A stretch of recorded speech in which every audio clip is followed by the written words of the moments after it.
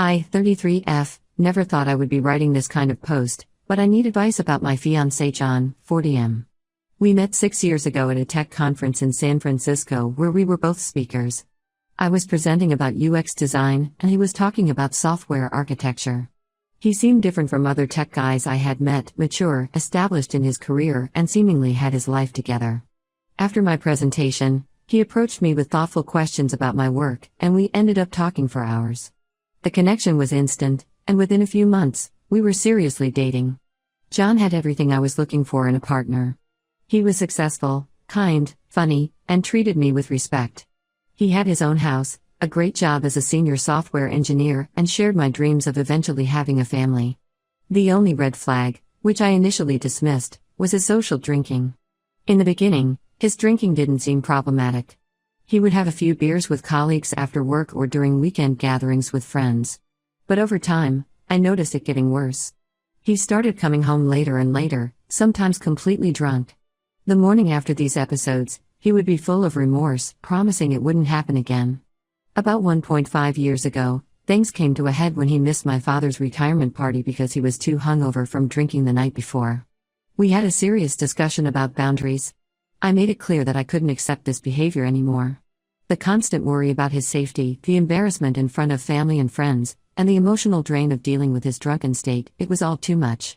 I explained that I wanted kids eventually, but only with someone who could be a responsible parent. He seemed to really understand and promised to change. Things improved after that conversation. He started coming home at reasonable hours and limited his drinking at social events. When he got a job offer from a major tech company in Germany 2 years ago, it seemed like perfect timing for a fresh start. I was hesitant about moving away from my family and friends, but the opportunity was too good to pass up. I managed to find a job as a UX designer at a small startup in Berlin, though the pay isn't great. The first year in Germany was amazing. We made new friends, explored Europe together, and last Christmas, he proposed during a trip to the Alps. I said yes without hesitation. Everything seemed perfect until 2 weeks ago. It was a Friday night, and John went out with colleagues to celebrate a successful project launch. He promised to be home by midnight. At 6 a.m., he stumbled through the door, barely able to stand. We had a huge fight about it, during which he passed out on the couch.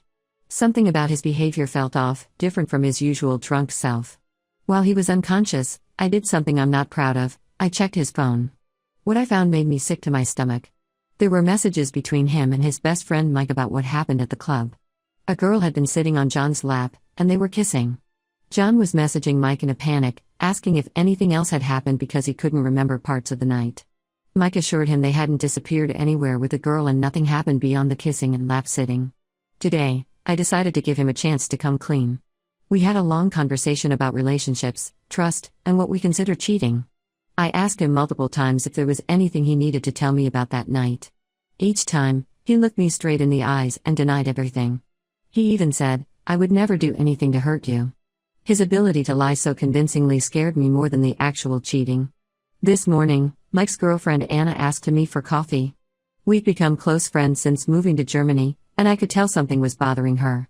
She confessed that this wasn't the first time John had behaved inappropriately while drunk. There had been incidents at company parties, inappropriate dancing with female colleagues, disappearing for hours with no explanation, and even a complaint from an intern that John had made her uncomfortable with his advances. Mike had always covered for him, and Anna had been sworn to secrecy. The wedding is supposed to be next month. Everything is paid for, the venue in the German countryside, catering, flowers, my dress that my parents spent a fortune on. Both our families have booked international flights. My mom calls every day to discuss wedding details, and I have to pretend everything is fine while feeling like my world is falling apart. My situation feels impossible. My salary barely covers rent and basic expenses in Berlin. Moving back to the US would mean giving up the life we've built here and starting over completely. My work visa is tied to John's residency status, so I'm not even sure I could legally stay in Germany without him. Part of me still loves him and wants to believe this was a one-time drunk mistake. The rational part knows that someone who can lie so easily to my face probably isn't going to change. The hardest part is feeling so isolated. Most of our friends here are John's colleagues or people we met through him. I don't want to burden my family with this until I figure out what to do. I keep thinking about our future plans, the house we were going to buy next year, the kids we talked about having. Was it all just a lie? Should I confront him with what I know? Should I call off the wedding and deal with the fallout? If I stay, will I ever be able to trust him again? I'm lost and need advice. For those wondering why I went through his phone, I know it was wrong, but something about his behavior that night felt different. This wasn't his usual drunk self. He was acting guilty and defensive in a way I'd never seen before. I'm not proud of invading his privacy, but I'm glad I did. I just don't know what to do with this information now. How do I handle this? Should I tell him I know everything? Should I wait until after we deal with the visa situation? Am I overreacting to what could have been a drunk mistake? Please help me figure out what to do. Update 1 first, I want to thank everyone who responded to my original post. Your comments gave me the strength to handle what turned into one of the worst weeks of my life. I know many of you wanted an update, so here's what happened. The morning after I made my post, I woke up feeling sick to my stomach but determined to confront John. I had taken screenshots of his messages with Mike and saved them to my phone. I waited until after dinner when we were both home. I started the conversation by asking him again if he had anything to tell me about that night at the club. Once again, he denied everything and started getting irritated about me bringing it up. That's when I took out my phone and showed him the screenshots. His reaction shocked me. Instead of showing remorse or trying to apologize, he exploded in anger about me going through his phone. He called it a violation of his privacy and tried to turn the whole situation around on me. According to him, I was the one who had broken his trust. He tried to minimize what happened, saying he was drunk and couldn't even remember it properly, so it shouldn't count as cheating. When I brought up what Anna had told me about his previous incidents, his whole demeanor changed. He became eerily calm and said Anna was lying to cause problems in our relationship because she was jealous of our success. That's when he did something I never expected. He called Mike right there in front of me, putting him on speakerphone. The conversation that followed revealed more than John probably intended. While trying to confront Mike about telling Anna about the club incident, Mike accidentally let slip about other occasions he had covered for John. There was a business dinner last year where John disappeared with a colleague for 2 hours. A company retreat where he was seen getting too close to a new hire. Multiple nights when Mike had lied to me about John's whereabouts when I called looking for him. I sat there listening to them argue, feeling like I was watching my whole relationship unravel. 6 years of memories were being rewritten in my head. Every late night at work, every business trip, every time he was unreachable, I was questioning everything. I called my parents that night and told them everything. My mom started crying, not because of the wedding being called off, but because she blamed herself for not seeing through John's behavior earlier. My dad, who has always been calm and collected, was furious. He immediately booked a flight to Germany, saying he wasn't going to let me handle this alone in a foreign country. John spent the next few days trying everything to convince me we could work through this. He promised to stop drinking completely. He offered to start couples counseling. He even suggested signing a prenup that would give me financial security if anything like this ever happened again. He kept saying it was just the alcohol making him act this way, that sober John would never cheat on me. But then something happened that showed me exactly who John really was. Anna called me crying last Friday. She had been called into her boss's office and fired. Apparently, someone had made a formal complaint about her unprofessional behavior at intercompany events. She was accused of spreading malicious rumors that were damaging business relationships. It didn't take long to figure out who was behind it. John had called in a favor with her company's CEO, whom he knew from various tech conferences. He tried to destroy someone's career because she told me the truth about him. When I confronted him about it, he didn't even deny it. He said Anna shouldn't have interfered in our relationship and needed to learn a lesson. I packed a bag that night and went to stay with Anna and Mike. Yes, I know it's strange staying with them given Mike's role in all this, but I had nowhere else to go. Mike has been trying to make amends by helping me navigate the visa situation. He admitted he should have told me years ago about John's behavior and feels terrible about enabling him for so long. I've spent the last week canceling wedding arrangements. Most vendors have been understanding after I explained the situation, though we'll lose some deposits. My dad arrived 3 days ago and has been helping me deal with the practical aspects of untangling my life from John's. John's mother, who lives in Berlin, showed up at my office yesterday. She spent an hour trying to convince me that I was overreacting. According to her, all men make mistakes and I'm throwing away a good future over some silly drunken incidents. She talked about how hard it is to find a successful man at my age and suggested I was being too picky. I had always liked her before, but seeing her defend her son's behavior made me realize the apple didn't fall far from the tree. The hardest part has been dealing with our friend group here. Many of them knew about John's behavior but never said anything. Some are now taking his side, saying I'm overreacting and should give him another chance because he was drunk and people make mistakes. Others have completely cut contact with both of us to avoid taking sides. A few have reached out privately to say they support my decision but don't want to be publicly involved. I've lost not just my fiancé but also my entire social circle in a foreign country. John keeps trying to contact me through mutual friends, saying he'll do anything to fix this. He's sent flowers to my office, written long emails about how much he loves me, and even tried to get our pastor to mediate. I'm staying firm in my decision to end things, but it's not easy. Every time I think about having to start over at 33, it feels overwhelming. But then I remember those messages, think about Anna losing her job, and realize I'm making the right choice. I'd rather be alone than with someone who can lie to my face and hurt people who tell the truth about him. My dad is helping me look for a new apartment, and I have a meeting with an immigration lawyer next week to discuss my visa options. I'll update again if anything significant happens, but for now, I'm just trying to get through each day and remind myself that I deserve better than this. Update 2. I didn't think I would need to update again, but the situation has taken an unexpected turn that made me feel like I needed to share. After my last update, things had started to look up. I found a job at a larger tech company with better pay, which helped me secure my own visa. My German language skills improved enough to handle daily life, and I even made some new friends through a local expat group. I maintained minimal contact with John, only discussing practical matters through email about returning each other's belongings. Last week, I received a call from a number I didn't recognize. The woman introduced herself as Claire, 35F, and what she told me turned my world upside down again. She and John had been seeing each other for the past 2 years after meeting at a tech conference in Munich. John had told her he was single and living in Berlin for work. They maintained a long-distance relationship, with John visiting her in Munich several weekends a month, always under the pretense of work trips. Claire discovered the truth when she was browsing Instagram and saw our engagement announcement on a mutual friends page. She said she felt physically sick seeing the photos of us together, realizing that all the weekends and holidays John spent with her, he was cheating on me. She had even met his mother several times, who apparently knew about their relationship but never mentioned me.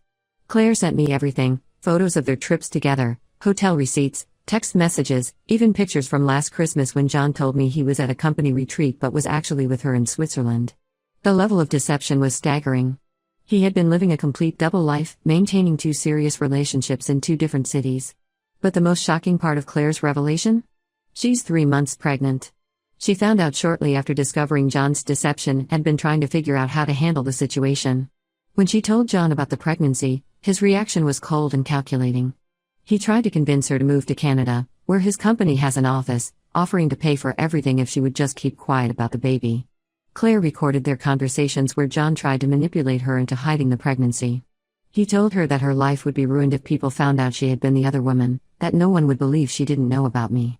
He even suggested that the baby might not be his, despite Claire assuring him she hadn't been with anyone else.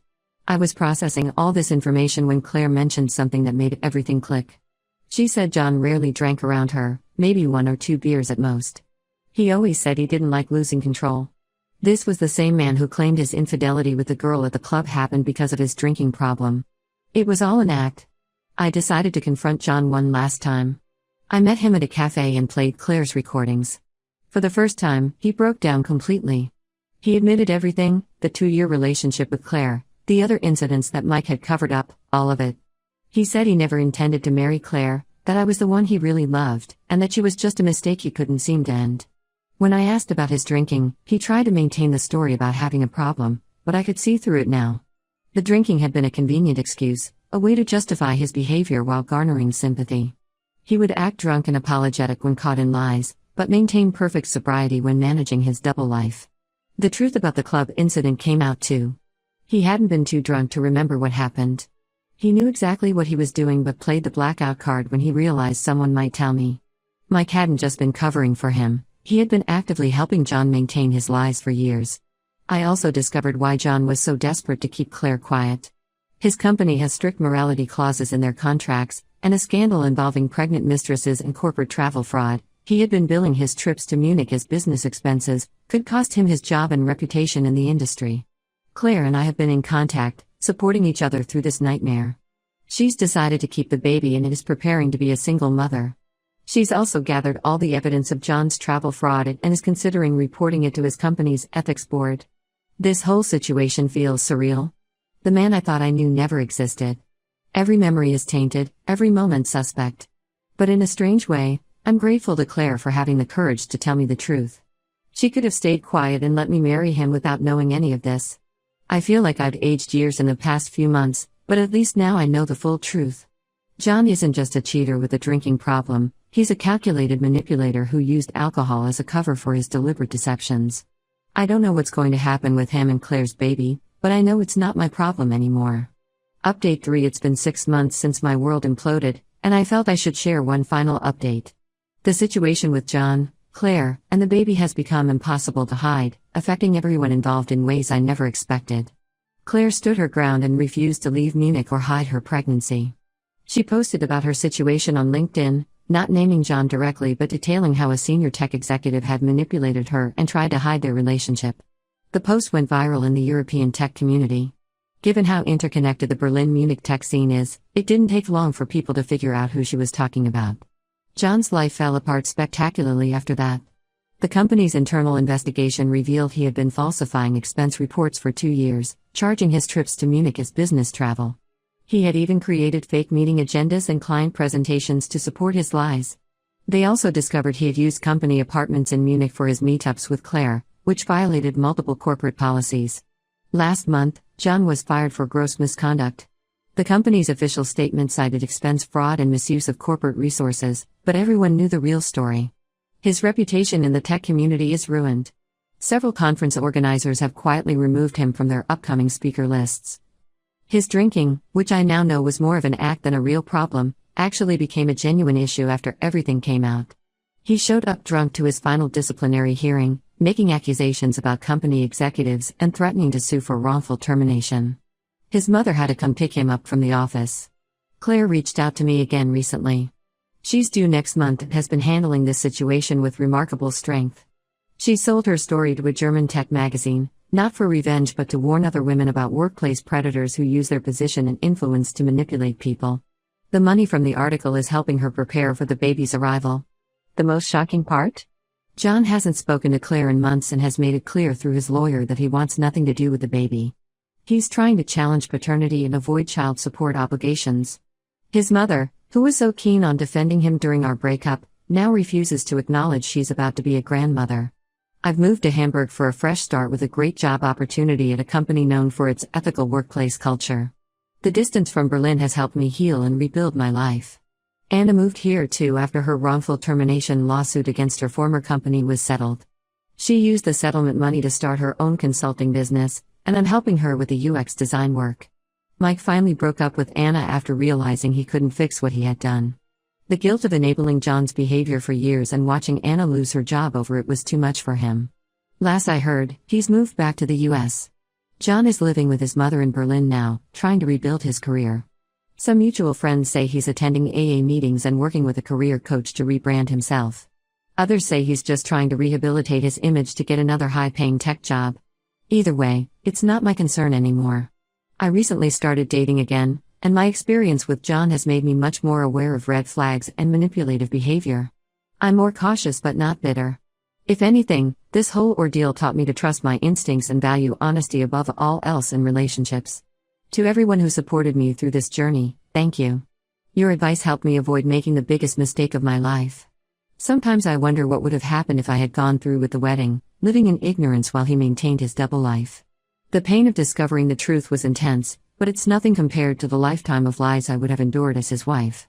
I won't be updating again unless something major happens. I'm focused on my new life and finally feeling like myself again. Claire and I keep in touch, and I might even meet the baby when it arrives. It's strange how life works out. The woman who was unknowingly my fiancé's mistress has become something of a friend, while the man I thought I would spend my life with is now a stranger.